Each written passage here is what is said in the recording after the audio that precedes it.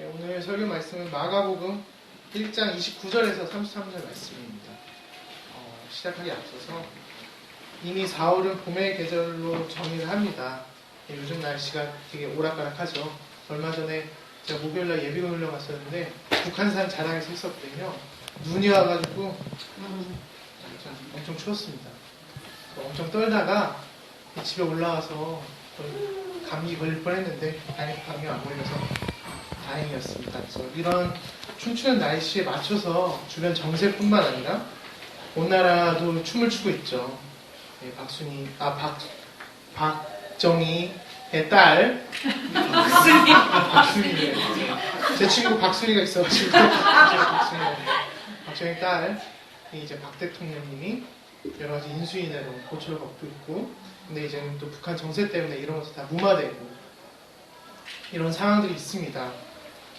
이번 주에는 어떻게 지내셨는지 잘 모르겠습니다. 뭔가 마음이 이번에 봄날씨처럼 춤을 추셨는지 아니면 봄을 만끽하고 계셨는지 잘 모르겠습니다. 다행히도 불감천에 벚꽃이 만발하지 않아서 너무나도 안심인 것 같긴 합니다. 오늘도 비가 온다고 했었는데 또 하늘 보니까 또 비는 안 올 것 같다는 생각이 좀 들기도 합니다. 우리 좋은 만남교회 성도님들이 매 순간 그럴 수는 없겠지만 문득문득이라도 봄을 만끽하시고 즐기는 분들이 되기를 기도하겠습니다. 네덜란드 인문학자 에라스무스는 이렇게 얘기했습니다. 시작에 절반이 들어있다. 절반을 시작하라. 그러면 당신은 마칠 것이다. 라고 얘기하고 있는데요. 짧은 봄이잖아요. 짧은 봄을 시작하는 것처럼, 봄을 시작하는 것, 그 절반을 시작하는 것처럼 누구보다도 봄을 만끽하셨으면 좋겠습니다. 예. 오늘의 설교 제목은 잠그고 매다입니다. 먼저 잠그다의 뜻은 무언가를 열리지 않도록 하는 행위인데요. 문을 잠그다는 뜻이죠. 그리고 어떤 행위의 결과나 행위의 완성으로서 잠그다는 말이 나옵니다. 그리고 매다는 아시다시피 두 끈을 묶고 매듭을 맺는 과정을 일으키는 말입니다. 그래서 매다라고 하죠. 근데 잠그고 매다를 합치면 합성화가 되는데 바로 관계라는 말이 됩니다. 이게 한자의 뜻풀이인데요. 잠그고 매다, 빗장관에 매 개가 됩니다. 그래서 관계가 되는데 오늘은 어떻게 보면 잠그고 매다라는 뜻이 비슷한 말이 될 수도 있겠지만 어떻게 보면 다른 말일 수도 있겠다라는 생각을 하는데 왜 이 관계라는 말이 합성화돼서 잠그고 매다, 그러니까 관계라는 말이 어떻게 됐는지 지금부터 뜻풀이를 해보려고 하는데요. 그거를 시몬의 장모 집에 들어간 예수님의 이적 행위를 통해서 오늘 뜻풀이를 하려고 합니다. 본문에 들어가기 앞서서 예수님이 회당에서 첫 번째 이적을 행사하십니다. 그러니까 귀신 들린 자를 치료하시고 회당에 나와서 바로 시몬의 장모 집으로 들어가는 가운데 있는데요. 이게 이제 두 번째 이적 행위라고 보는 성서학자들도 있습니다. 그래서 이제 두 번째 이적 행위를 가는 와중에 그러면 시몬은 누구냐? 여러분들 잘 아시다시피 회심하기 전 베드로의 전 이름입니다. 예, 베드로의 전 이름 시몬이라고 얘기하는데요. 1장 초반부에 예수님이 베드로를 제자로 삼으시고 또 안드레, 야고보를 제자로 삼으시고 이렇게 쭉 오시면서 시몬의 장모의 집에까지 들어가는 그런 본문의 내용인데요. 네, 베드로는 아시다시피 생각보다 되게 치기스럽죠. 되게 어리고 생각보다 말이 되게 빠릅니다. 그리고 시몬이 베드로가 된다고 해서 이 성격이 바뀌지 않듯이 시몬 역시 베드로보다 더하면 더했지 덜하진 않았을 거예요. 근데 갑자기 회당에서 나온 즉시 시몬이 이렇게 얘기했을 거라고 생각이 돼요. 예수님, 저희 집으로 가시죠. 제가 모시겠습니다. 예수님 따라오시죠. 그러면서 이제는 시몬의 장모 집에 근처에 있는 집이겠죠. 회당 근처에 있는 장모 집에 자기가 안내를 하고 들어갔을 거라고 예상합니다. 그래서 장면이 바뀌고 새로운 예수님의 이야기가 시작되죠. 근데 시몬의 장모는 열병으로 누워 있습니다. 왜 열병으로 누워 있을까라는 생각을 해봤을 때 그러면 열병은 무슨 병인가? NIV 성경 30절에 보면 열병을 with a fever라고 얘기하고 있습니다. fever가 열이죠. 열이라고 말하는데요.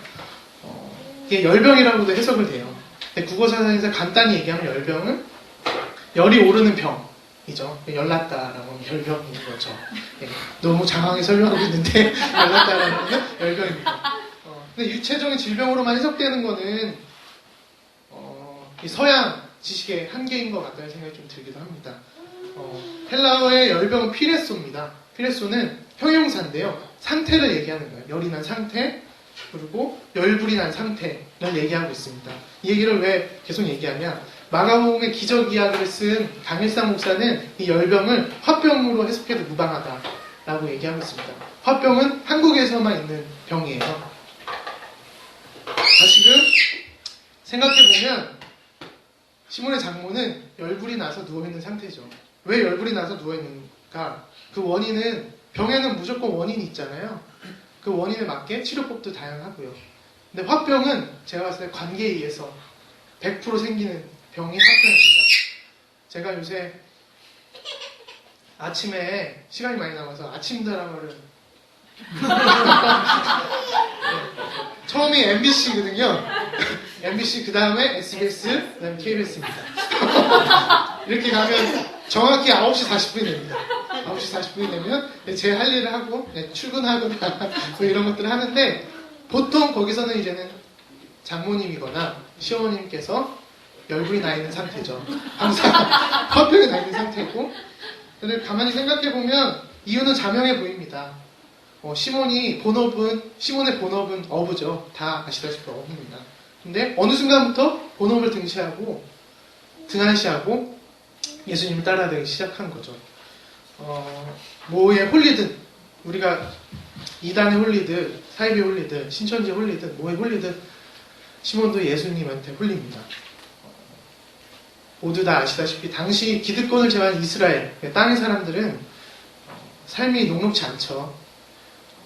실예로 2중이나 3중의 세금을 걷거나 아니면 다중의 세금을 짊어지거나 아니면 과세를 짊어지면서 살아가야 하기 때문입니다. 그런데 여기서 한 명, 그리고 그때 가부장제 사회였고 남성 중심의 사회인 시몬이 일을 안 했을 때 벌어지는 이 일들, 장모는 딸을 맡겼겠죠, 시몬한테. 그거를 생각하는 그 순간부터 이제 화병이 도지면서 열이 받아 있는 상태였을 겁니다. 저는 그렇게 좀 봤어요. 그래서 드라마를 항상 생각하시면 되는데, 자, 이제 다시 한번 생각해 보겠습니다.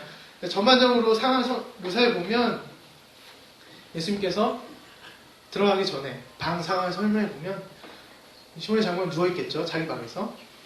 돌아 누워있을 겁니다. 그리고 머리에 하얀 띠를 메고 있겠죠. 그래서 옆을 보고, 특유의 이제 곡소리가 나는 거예요. 아이고나. 내가 얘를 어떻게 키웠는데. 시몬을 뭘 보고 내가 얘를, 뭐에 홀려서 이 사람한테 시집을 보냈을까라는 생각을 합니다. 그리고 항상 나오는 거지만, 이불 근처에 밥상이 있죠. 건드려지지 않는 밥상. 숟가락과 젓가락은 나란히 있습니다. 그거를 보면서 엄청난 기막힌 상황이고, 하지만 우리는 드라마를 통해서 항상 보는 상황이죠. 모든 드라마의 위기 상황의 절정은 시부모와 며느리의 관계, 아니면 항상 나오잖아요. 사위도 집에서 고시 공부한다고 집에서 맨날 놀다가 이제 장모님한테 항상 꾸중을 듣는 이런 것들이 항상 나오는 가운데인데, 그랬을 것 같다는 생각이 좀 듭니다. 헬라어에서는 누워있다라는 게 이제 동사인데요. 미완료형이에요. 미완료형은 뭐냐? 완료되지 않았다. 아직 진행 중이다라는 건데요. 근데 이걸 또 어떻게 해석할 수 있냐면, 그 전부터 지속되어 왔다. 곧잘 들어눕곤 했었다라는 거죠. 시몬의 장모님이죠. 시몬의 장모님은 곧잘 잘 누워있고 화병에 잘 걸리는 그런 분이었다라고 볼 수 있지 않을까라는 겁니다. 화의 근원이 시몬인데, 어떻게 보면 그게 전가돼서 예수님한테 확 쏠려 있을 수도 있을 것 같아요. 근데 그런 예수가 우리 집에 온다니 더 열불이 난 상태겠죠. 근데 사위는 만년 손님이라고 하잖아요. 저도 결혼한 지 이제 횟수로 3년 차 되는데 그런 거 많이 느낍니다. 그냥 이제 그러니까 아내의 처가에 가면 전 되게 편해요. 근데 뭔가 불편한 거 있잖아요. 편한데 뭔가 해야 될 것 같고 내가 여기서 밥을 잘 먹어야 될 것 같지만 배부르게 먹어야 될 것 같고 뭐 이런 것들이 있는데 그리고 장모님은 항상 저를 어려워하시고 뭐 이런 것들 지금 많이 좋아지긴 했는데 그렇고 저희 할머니 얘기를 하자면 제가 할머니 외할아버지 외할머니랑 계속 어릴 때부터 같이 살아왔거든요. 할머니가 무릎 수술을 하시고 나서 이제 계속 누워 있어야 되는 상황이 있었어요. 벌써 4년 전이었는데 저희 아버지랑 거의 30년 넘게 사신 거죠. 그런데도 불구하고 아버지가 들어오시면 누워있다가 고쳐 이렇게 앉으세요. 무릎이 아프신데도 이렇게 고쳐서 이렇게 앉으시는 거 보면서 아, 참 사이는 만년 손님 많구나라는 생각을 좀 하게 됐습니다.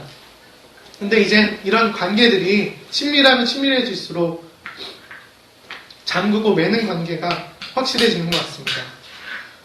불과 전 5일 전에 화요일 저녁에 저희 아내가 위경련이 나가지고 응급실에 간 적이 있었거든요.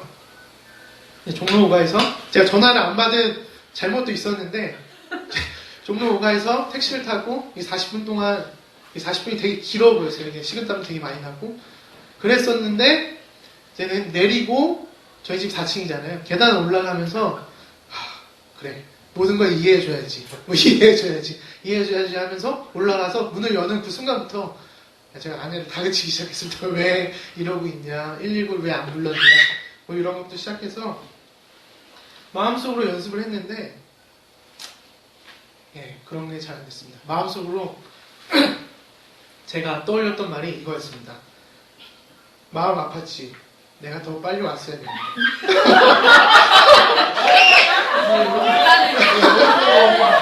빨리 응급실 가자.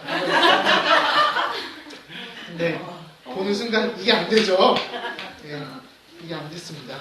참 사람이 그런 것 같습니다. 관계가 친밀하면 친밀해질수록 이게 잘 안 되는지 그리고 자식은 물론이고 부모에게까지 이런 말은 절대는 아니죠. 할 수 있는 여러 가족들이 있겠죠. 근데 그렇지 못한 모습을 봤을 때 또 후회하곤 합니다. 관계는 잠그는 순간 그 관계는 맺는 방식이 아니라 잠그는 방식이 됩니다. 이 첫 번째 징후가 내가 너를 다 안다 라는 것부터 시작되는 것 같습니다. 부부관계도 마찬가지고 여러 가지 일어난 상황들을 봤을 때 나는 너 다 알아. 넌 다 알아. 더 이상 얘기하지 마. 뭐 이런 것들이 있는데 이게 바로 관계의 단절의 징후인 하나인 것 같습니다.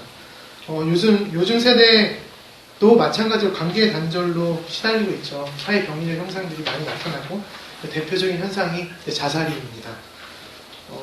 트위터 분석한 자료 정부에 슈퍼컴퓨터가 있대요. 267억 원짜리 슈퍼컴퓨터가 있는데 거기에 SNS 우리가 올린 SNS 자료가 다 그쪽으로 간대요. 그래서 정부에서 분석하는 자료를 항상 내놓는데 트위터를 분석한 자료가 있습니다. 그래서 거기서 분석한 자료 중에서 10대랑 20대 중반의 욕구나 꿈을 분석하기 위해서 어떤 검색어를 집어넣어야지 가장 올바르게 그리고 좀 더 정확하게 그들의 욕구나 꿈을 할 수 있을까 고민했는데 그거를 하고 싶다라는 말로 집어넣어서 그 검색어를 하고 통계를 내봤습니다. 1위가 뭐였냐면 자살하고 싶다, 살고 싶지 않다, 죽고 싶다. 딱 1위가 나왔습니다. 관계의 단절을 극단으로 보여주고 있죠. 그리고 이런 현상을 가볍게 볼 수는 없는 것 같습니다. 그렇다면 우리 좋은 만남 교회 성도님들은 가족에 대해서 얼마나 알고 계십니까? 그리고 그 가족의 나의 것까지 다 알고 계시나요? 그리고 그들과의 관계를 잘 맺고 계시는지 모르겠습니다. 관계를 통해서 누군가를 알아가면 제가 보기에는 영원히 알아가는 단계가 아닌가라는 생각을 하게 됩니다. 50년 차 되는 부부들이 항상 얘기하는 게 나는 아직도 여자를 잘 모르겠다. 김기성 목사의 설교에서 그런 말이 있었는데요. 자기는 아직도 아내를 잘 모르겠다 라는 얘기를 하게 됩니다. 항상 영원히 알아가는 단계죠. 그리고 우리 자신조차, 저 자신조차도 내 자신을 알아가는 단계. 그것이 참 숙제이고 고민인 것 같습니다. 이것이 매다라고 보면 좋을 것 같습니다. 관계는 매어야 보배입니다. 그래야 추억이 생기고 그 사람에 대해서 알 수 있고 그리고 그 사람을 사랑하게 될 수 있습니다. 그리고 매듭은 호흡이 중요하죠. 혼자서 매듭을 묶을 수 있습니다. 그래도 호흡이 중요합니다. 무언가를 묶기 위해서는 또 그 한 줄 한 줄씩 잘 지켜보면서 그 매듭을 잘 져야 되죠. 그래서 쉼, 기다림, 나서, 그리고 조언까지 삶의 여러 형태로 나타나야지만 삶의 매듭, 더 나아가 매듭이 완성이 가능합니다. 기독교인들의 숙제도 마찬가지로 하나님을 알아가는 것입니다. 그리고 하나님의 여러 가지 모습을 모든 하나님으로 매듭 짓는 것도 필요하죠. 그게 에큐메니칼이고 더 나아가서 세상과 매듭 짓는 과정, 공교의 성입니다. 이에 반해서 근본주의자들의 패착은 이겁니다. 나는 하나님을 다 알고 있다 라는 것들이 패착이죠. 이 사람들은 하나님을 성스럽게 그리고 나와 전혀 다른 사람이나 넘어설 수 없는 분을 생각하지 않습니다. 나는 하나님의 뜻을 다 알고 있다. 나는 천국과 지옥을 보았다. 네가 왜 죄를 짓고 있는지 알고 있다. 라는 것들이 근본주의자들의 패착이죠. 그러면 그 사람들은 관계를 잠그게 됩니다. 그리고 알아내야 될 것들을 알아내지 않은 채 그 논리를만 가지고 행동하게 되죠. 그래서 어떻게 보면 이런 사람들의 행동력이 더 강할 수도 있어요. 예수님께서는 이 장모의 손을 잡아 일으키십니다. 그리고 화병이 낫게 되죠. 손을 잡기 위해서는 가까이 다가가야 됩니다. 그런데 예수님이 시몬의 장모 집에 가자마자 손잡고 일으키진 않았을 거 아니에요. 그렇게 돌아 누워있는데 얘기도 해야 되고 왜 사정이 그런지. 근데 그 전에 보면 예수님이 그 사정을 어느 정도 알고 이제 시모의 장모의 방으로 들어가게 됩니다. 무작정 손을 잡고 일으킬 수 없기 때문에 어느 순간에 치료가 일어난 거죠. 우리는 평소에 손쉽게 누구를 이해한다고 말합니다. 하지만 슬로베니아 정신분석자 슬라브의 지젝이라는 사람이 있는데 이해는 균형추가 기울어졌을 때 특히 갑을 관계에서 갑이 을에게 하는 말입니다. 다시 쉽게 얘기하면 우리가 웬만해서 사장님들한테나 아니면 잘못을 저지른 사람이 잘못을 당한 사람한테 선처해 주십시오, 용서해 주십시오, 이해해 주십시오 라고 얘기합니다. 다시 말해서 너 이해했어 라는 말은 바로 내 논리가 타당하다 그리고 내 얘기에 설득됐어 라는 말로 될 수 있습니다. 하지만 예수님이 너 나한테 설득됐어, 너 나한테 이해됐어 라는 말로 장모를 설득하거나 그렇게 치유하지 않았을 거라고 생각합니다. 예수는 장모에게 이런 방식으로 대화를 주도하지도 않았을 거고요. 미로슬라브 볼프 베제아 포용이라는 그런 책에서 이 볼프라는 사람은 크로아티아 사람인데요. 크로아티아도 러시아에게 한번 학살을 당한 적이 있어요. 근데 이 사람들을 어떻게 용서할 것인가? 홀로코스트도 마찬가지고 우리의 여러 가지 학살 문제도 마찬가지지만 이 사람 미로슬라브 볼프는 포용이라고 얘기합니다. 이 세대에 그리고 이 시대의 답은 포용이라고 얘기를 하는데요. 이게 이해를 넘는 포용, 바로 모든 것을 끌어안음이죠. 어떻게 보면 되게 나이브한, 어떻게 보면 되게도 당연한 얘기일 수도 있을지 모르겠습니다. 그런데 예수님의 손과 장모의 손이 만나는 그 순간부터 장모님이 치료되시고 열이 떠나고 권능이 일어나게 됐습니다. 이것이 관계 맺음입니다. 관계가 계속 매이지 않으면 잠기게 되지만 그렇다고 관계에 잠긴 것을 푸는 것도 관계일 것입니다. 그래서 인간은 관계의 동물이며 사회적 동물, 호모 롤로 지쿠스 얘기합니다. 이거 한 5번 연습했는데 안 되네. 즉 더불어 사는 인간입니다. 실패할 줄 알면서 가는 길, 그리고 결과적으로 봤을 때 이게 이기는 길인데요. 직장에서나 기타 등등에서 부정의한 일, 부당한 일을 당했을 때 내가 목소리 높여서 얘기하는 것들은 어느 정도 실패할 줄 알면서 하는 행위입니다. 노동자들이 파업을 일으키거나 정당한 요구를 하고 또 누군가가 정당한 요구를 하기 위해서는 처음부터 받아들여지는 일은 없죠. 그건 실패를 감수하면서 가는 길입니다. 왜? 우리는 기독교인이기도 하고요. 예수님이 그렇게 해왔고요. 예수님은 십자가에 달려 돌아가실 줄 알면서도 그 길을 걸어가는, 어떻게 보면 되게 무모하고도 어떻게 보면 되게 당찬 일인 것 같습니다. 실패를 통해서 나의 공간에, 그 사람의 공간을 마련하는 것입니다. 그리고 그 실패한 사람은 그 사람의 공간을 만들기 때문에 그 사람을 포용할 수 있습니다. 그런데 이 포용하는 것은 능력의 최대를 발휘하지 않고서는 힘든 일인 것 같습니다. 간디도 이런 얘기를 했었는데요. 능력의 최대란 이런 얘기를 합니다. 자기의 에너지를 아낌없이 다 쏟아붓는 것이 노력, 최대의 노력이라고 합니다. 성공은 일반적으로 이런 순수한 노력에서 따라온다 라고 하는데, 자기의 모든 것을 다 쏟아붓는 그 순간, 이거는 성공과 실패는 아무런 의미가 없습니다. 내 자신에서는 성공인 거죠.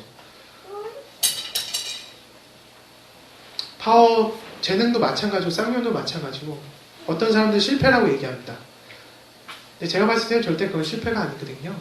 어느 정도 일정 부분 성공을, 그걸 이기는 길을 가고 있다고 생각을 합니다. 관계도 마찬가지고, 처음부터 틀어진 관계가 처음부터 좋을 수는 없잖아요. 예수님이 시몬의 장모를 일으켰듯이 가자마자 손을 잡고 일으키면 누가 일어나겠어요? 어떤 낯선 남자가 손을 잡고 일어나라, 너 병이 지나 없어졌다, 이렇게 하면 누가 일어나겠어요? 그와 마찬가지로 우리의 관계도 마찬가지입니다. 끊임없는 노력, 그리고 끊임없는 대화, 이런 것들이 필요한 거죠. 상당히 힘든 겁니다. 중국의 저술가인 야먼다오라는 사람이 있는데, 이 사람이 중국에서 엄청 유명하답니다. 모든 상처에는 이름을 가지고 있다라고 말합니다. 이 책에, 이번에 책도 나왔어요. 모든 상처에는 이름이 있다, 이런 책이 있는데, 그래서 인간이 기억하고 계속해서 되뇌이는 것 같습니다. 상처에는 이름이 있으니까요. 더불어 관계도 이름을 갖고 있는 것 같습니다. 대표 정신문학가인 이승우, 소설을 살다 해서 고향은 위대한 서사의 공간이라고 말합니다. 고향을 기억하는 것, 나와의 관계된 좋은 추억을 잊고 싶지 않을 것, 그런 거는 추억과 관계가 이리저리 얽혀있기 때문에 그런 것들이 좋은 이야기의 공간이 되는데, 그래서 관계는 매우 우리에게 위대한 이야기의 공간이 되고 있는 겁니다. 저 또한 좋은 만남 교회가 관계를 통해서 매우 위대한 이야기의 공간이 되기를 기도하겠습니다. 장모는 일어나서 수종을 듭니다. 수종은 다른 말로 섬김을 의미하는 건데요. 하나님 나라는 지배가 아닌 섬김의 이데올로기입니다. 이는 마가복음 10장 43절에 제자들에게도 이렇게 말씀하는데요. 예수님이 누구든지 첫째가 되고자 하면 맨 마지막이 되어 모든 사람을 섬기는 자가 되어야 한다라고 말합니다. 이게 기독교의 본질이죠. 포용의 본질이고 누군가를 끌어안음의 본질입니다. 어떻게 보면 되게 원리적이고 되게 뭉뚱그려져 있고 어떻게 보면 누구나 말할 수 있는 일종의 그냥 진리일 수도 있습니다. 하지만 이번 주는 이런 그냥 진리를 여러분의 좋은 마음으로 멋진 진리로 바꿔놨으면 하는 바람으로 이렇게 말씀을 드리는데요. 그래서 우리 조만한 공동체는 낡고 낡은 배제로서 내 공동체를 유지하는 것이 아니라 포용으로서 내 공동체를 유지하는 그런 방식을 찾아야 될 것 같습니다. 이것이 포용 공동체가 사는 방식이고 또 기독교인이 살아가는 관계의 방식 중 하나입니다. 마지막 절 보시면 33절에 온 동네 사람이 문 앞에 모여들었다 라고 얘기하고 있습니다. 헬라어로 모으다는 것은 순하고입니다. 순하고. 근데 회당, 아까 회당에서 나왔다고 얘기했죠. 회당의 헬라어는 수나 고개입니다. 보면 비슷하죠, 말이. 동사, 명사, 어원이 같이 합니다. 바로 모으다는 것은 다른 말로 하면 회당이라는 거예요. 모으다는 것은 다른 말로 하면 회당이듯이, 회당은 즉 교회입니다. 그러나 교회가 건물로 진 교회가 될 수도 있고 어디서나 교회가 될 수 있다는 뜻입니다. 포용이 있는 곳에는 사람이 모이게 되고 그곳이 회당이 되고 그곳이 교회가 됩니다. 재능이든 쌍용이든 장애인들과 함께 동성애자와 함께 모두 억압받는 차별받는 모든 사람들이 있는 곳이 교회입니다. 회당이고요. 이게 교회가 아니면 어느 게 교회일지 우리는 참 고민을 많이 해봐야 될 것 같습니다. 그러면서 장모와 예수님의 썸띵은 이렇게 잘 손과 손을 마주 잡으면서 해피엔딩은 끝나죠. 우리는 다 결과를 알고 있기 때문에. 그런데 이 관계가 해피엔딩만 나타날 수는 없는 거잖아요. 어떻게 보면 실패와 실패 때문에 또 괴로워하고 그 괴로움이 또 다른 괴로움을 부르고 누군가를 원망하게 되고 그렇게 될 것입니다. 하지만 우리는 하나님 나라를 꿈꾸는 사람으로서 제가 되게 낙관주의자일 수도 있을 거예요. 우리 해피엔딩을 꿈꾸면서 한가하는 그런 가정 갔으면 좋겠습니다. 마지막으로 관계에 잠그고 매개하는 것은 바로 매개하는 시작은 바로 말입니다. 말. 이 고백이 있는데요. 이 고백을 한번 들어보십시오. 연인의 살이 고기로 느껴질 때에 또 그 고기를 다시 살로 되돌리는 방법은 오직 말밖에 없다. 라는 것들. 누가 얘기했는지 잘 보시죠. 실존주의자였던 하이데거가 한나 아렌트라는 여성 철학자와 사랑의 관계, 썸띵이 있었는데 하이데거가 아렌트한테 했던 말입니다. 되게 멋있죠? 여러분들은 고기를 살로 돌릴 만한 능력을 갖고 계십니까? 갖고 있습니다. 우리한테 말이 있잖아요. 제가 항상 생각했듯이 그 계단에서 수만 번 생각했었는데 그게 말이 안 나오죠. 연습해야 됩니다. 실패를 경험하면서 실패는 사후에 우리가 느끼는 거죠. 하이데거의 유명한 고백처럼 진실한 관계의 위력을 말로 맺어가는 한 주가 됐으면 좋겠습니다. 그리고 우리 모두 상처를 사랑합시다. 시 나종용은 지난 봄 한철 햇살 아래 기다림에 몸부림치는 내 모습이 진정 내 모습이었다 라고 얘기하고 있습니다. 봄은 생명이 멈추는 계절이고 생명이 몸부림치는 계절이죠. 우리도 새로운 생명을 향해 관계를 향해 몸부림치면서 나아갔으면 좋겠습니다. 상처 없이는 불가능하고 관계가 그리고 사랑도 상처 없이 불가능합니다. 누군가를 사랑하지 않으면 상처 따윈 없습니다. 그렇게 보면 어떻게 보면 상처를 담긴 우리들 상흔이라고 하죠. 이런 것들은 우리에게 어떻게 보면 행복한 일일 줄 모르겠습니다. 관계에 아파하는 사람들한테 제 얘기는 어떻게 보면 좋은 소리 하고 있네 라고 들릴 수도 있습니다. 근데 어떻게든 간에 우리가 관계를 풀고자 한다면 상처를 사랑하셔야 됩니다. 그리고 더 나아가서 포용의 풍모, 우리 이명박 전 대통령은 대인의 풍모로 항상 반값으로 음식값을 내시고 그러셨는데 우리는 포용의 풍모로 모든 사람들을 포용할 수 있는 종만남 교회 성도님들이 되기를 기도하겠습니다.